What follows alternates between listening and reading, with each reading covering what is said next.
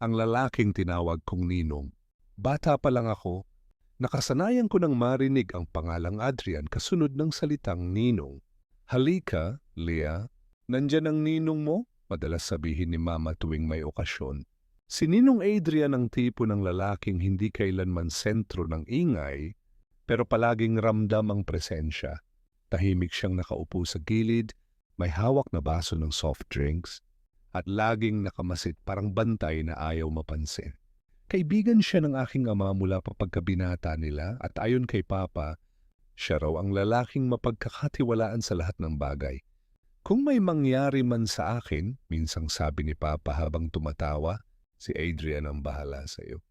Hindi ko alam noon kung bakit biglang sumikip ang dibdib ko nang marinig ko yon. Bata lang ako, walang muwang, walang malay sa mga salitang may bigat pala balang araw. Lumaki akong sanay na naroon si Ninong. Siya ang naghahatid sa akin kapag gabi na ang uwi mula sa school. Siya ang unang bumibili ng regalo tuwing birthday ko, hindi mamahalin, pero laging may laman na pag-iingat. Siya rin ang laging nagtatanong kung kumain na ba ako, kung okay lang ba ako, kung pagod ba ako. Pero kahit kailan hindi niya ako hinawakan ng lampas sa dapat. Walang yakap na matagal, walang haplos na kakaiba. Lahat ay may distansyang maingat, parang may pader na siya mismo ang nagtayo. Hanggang sa dumating ang araw na gumuho ang mundo ko, namatay si Papa sa isang aksidenteng hindi namin kailanman inakala, isang tawag, isang gabi, isang katahimikan na hindi na nawala sa bahay namin. Sa burol, halos hindi ako umalis sa tabi ng kabaong.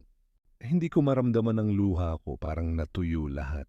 Sa gitna ng mga bisita at bulaklak, isang tao lang ang malinaw sa paningin ko. Si Ninong Adrian. Hindi siya umiiyak ng malakas. Hindi siya humahagulgol. Pero nakita ko kung paano siya napaupo sa isang sulok, nakatitig sa sahig. Magkapatong ang mga kamay na parang pinipigilan ang sarili na gumuho. Paminsan-minsan tumitingin siya sa akin at agad ding ibinabaling ang tingin. Parang may kasalanan siyang hindi ko maintindihan. Simula noon nagbago ang lahat. Mas madalas siyang pumunta sa bahay. Siya ang nag-asikaso ng mga papeles. Siya ang kumausap sa mga kamag-anak. Siya ang naging sandalan ni Mama. At nang hindi ko inaasahan, sa akin din. Isang gabi, nadatnan ko siyang mag-isa sa sala. Hawak ang lumang larawan nila ni Papa noong kabataan. Hindi ka pa natutulog? Tanong ko. Napatingin siya sa akin at doon ko unang napansin ang lalim ng kanyang mga mata. Parang may pagod na hindi galing sa katawan kundi sa konsensya. Pasensya ka na, Leah, mahina niyang sabi. Kung minsan, hindi ko alam kung tama pa ba ang ginagawa ko. Anong ibig mong sabihin, Ninong? Tanong ko. Ngumiti siya, isang ngiting pilit. Wala, matulog ka na? Pero nang tumalikod ako, ramdam ko ang titig niya sa likod ko, mabigat. Puno ng damdaming hindi niya masabi. At sa gabing iyon doon nagsimula ang lahat.